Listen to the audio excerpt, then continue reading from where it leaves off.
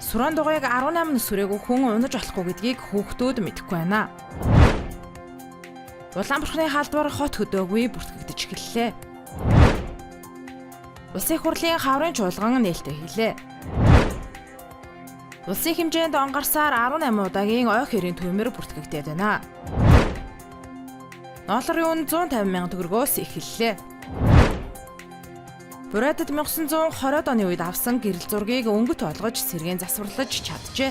Ice Globe-ийн цөөн хормын мэдээ эхэлж байна.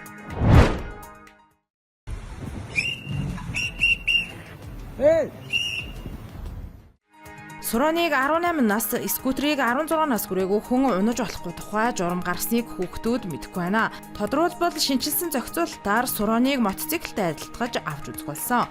Тиймээс 18 нас хүрсэн А английн үнэлэхтэй хүн унаж замын хөдөлгөөнд оролцсноо. Түүнчлэн техникийн байдалд тавих шаардлага нь өөрчлөгдөж, улсын дугаар авах толтой, дохиотой байхыг шаардах болсон. Амрын замын хөдөлгөөний удирдлагыг тавьчихсан шалгуулна. Хэдэн настай? 17 тоо. Амрын замын хөдөлгөөний удирдлагыг сахлах содгүй. За, чүүнтэй шалгуулаарай. Чүүнтэй байхгүй. Жаа гэсэн юм шүү. Амрын замын хөдөлгөөний төсвөөс юм. Чүүнтэй шалгуулна. Би бичиг барина. Юу доо? Эргээсийн дугаар. Би өөрөө мэддэг. Хэдэн наснаас дээш унахаас хурааныг мэдэж байгаа юу? 18-аас дээш юм уу? Яагаад унаа яа? Хэдгээр юм бэ? 12 12 юм. За. Эцэг хийгэн дуудаж шүү. За одоо тэгээд эцэг чи хүлээж ийж юм за. Хэрвээ 18-наас хүрээгүй хүүхэд унаж хөдөлгөөнд оролцвол зөрчлийн тухай хуулиар 200 мянган төгрөгөөр торгож тээврийн хэрэгслийг хураана. Суран дугуйлан цахилгаан скутерээс болж 2021 онд 210 хүүхэд, 2022 онд 232, 2023 онд 317 хүүхэд гэмтжээ. Одоо ээж чинь дуудсан. Ээж чинь мөн биз дээ, тэ? Сая дууддаг. За ээж чинь ирэхээр хүлээж өгнө. За чав.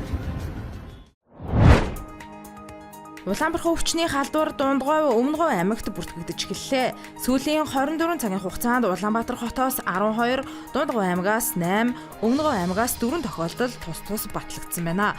Үүгээр Улаанбарханы лабораториор батлагдсан нийт тохиолдол 51 болж, с ижигтэй 11 тохиолдол бүртгэгдээд байна. Насны бүлгээр нь харахад бол бага насны хүүхдүүд өвдөж байна. Мөн вакциныхаа 1-2 дугаар тунгаас дандаа хоцорсон юм хүүхдүүд бас өвдөд байна.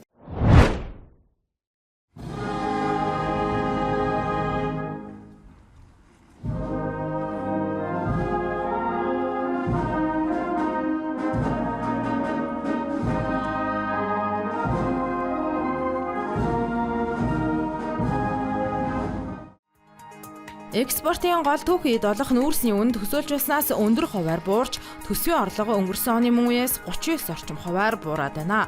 Үүнтэй холбоотой төсвийн тэнцэл 493 тэрбум төгрөгийн алдагдaltaй гарсан.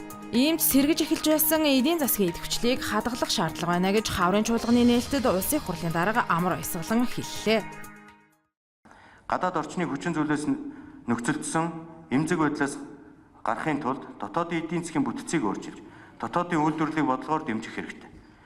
Иргэдээ ирээдүйд улс орны эдийн засгийг олон суурьд илүү төрөлдсөн бүтэц рүү шилжүүлэхэд хэрэгтэй арга хэмжээнүүдийг тэр дотроо бидний өрсөлдөх чадварыг нэмэгдүүлэх дэд бүтцийн хөрөнгө оруулалтуудыг хэрхэвч орхигдуулж болохгүй. Өнөөдрийн байдлаар Архангай аймгийн Хайрхан, Дорнод аймгийн Халхгол, Хэрлэн, Баяул, Булган, Цагаан Овоо, Дашалбар, Чойвалсан, Сүхбаатар аймгийн Сүхбаатар, Асгат, Эрдэнэ цагаан, Хинтэн аймгийн Баян Овоо, Бачирээд, Дадал, Дундгов аймгийн Өндөр Шилсум, нийт 5 аймгийн 15 суманд 18 удаагийн ой хэрийн гал төмөр бүртгэгдээд байна. Хэрийн гал төмөрт урьдчилсан байдлаар ойн 840 га, хэрийн 1 сая 300 гаруйга талбай, 39 гэр, 15 сууц, Чингэлэг, 6 автомашин, 11 мотоцикл, 75 малын хашаа, 27 өвөлжөө, 40 хаваржаа, 6937 бог, 569 бодмал, 7230 бодол ус, 80 шуудаа тижэл өртсөн байна. Ноолуурын үн 150 мянган төгрөгөөс эхэлж байна. Зүмбсийн аймагуд өнгөрсөн 7 хоногоос ноолуураа самнаж эхэлсэн бөгөөд чэнжүүдэд бага хэмжээгээр зарж эхэлжээ. Харин говь болон хангаа төвийн бүсийн малчид цагаагаар дулаарахыг хүлээж байна. Манай улс дэлхийн ноолуурын 46%-ийг хангадаг. Жилд дунджаар 9500 орчим тонн ноолуур бэлтгэдэг. Үүнээс 7000 тонн ноолуурыг экспортод гаргаж, үлдсэнийг дотоодын үйлдвэрүүд боловсруулан эцсийн бүтээгдэхүүн болгож арилждаг. Буратад хэмжтийн тусламжтай 1921 онд авахулсан өндөр ламын гэрэл зургийг өнгөт болгож сэргээж чаджээ. Ингэснээр Орос дахь хилмигдэгсдийн буддын лам нарын талаарх мэдээллийг шинчлэн хадгалах боломж нэгдлээ гэж үзэж байна. Шагдрын жалсан хэмээх олноо өндөр лам хэмээн өргөмжлөгдсөн энэ хүн хиндийн буюу Кондуйский датсан хожимо Целины хэмээх тосгоны буддын сүмийг үндэслэн байгуулсан эрдэмтэй лам байжээ. Түүний тухай энэ зургнаас өөр юу ч үлдээгүй, харин хэмжтийн тусламжтай дахин сэргээж чадсанд баяртай байна гэж түүний ач хүү ярьсан байна.